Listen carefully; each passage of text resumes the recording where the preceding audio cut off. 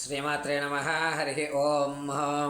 శరన్నవరాత్రిలో 3వ రోజు రేపటి రోజున జగజ్జననేటువంటి అమ్మవారు అన్నపూర్ణాదేవిగా దర్శనమిస్తారు.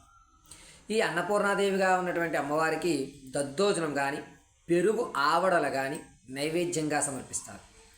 అయితే కాశీ విశ్వనాథుడు అంటే నిత్యము కూడా మనల్ని పరిరక్షిస్తూ పశుపతినాథుడైనటువంటి ఆ పరమశివునికే భిక్ష పెట్టినటువంటి జగజ్జనని అవతారం రేపటి రోజు జరుగుతుంది.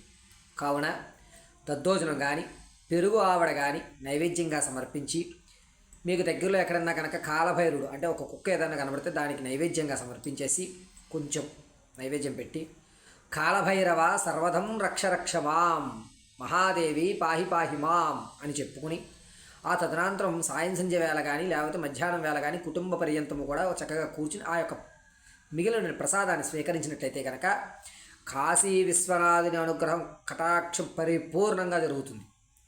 ఈ ఇంట ఆకలి అనేటువంటి మాట లేకుండా ధనధాన్యాలతో అభివృద్ధి చెందుతూ ఉంటారు.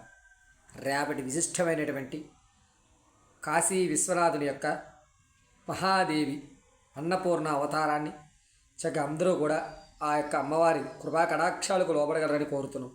మంగళం మహత్.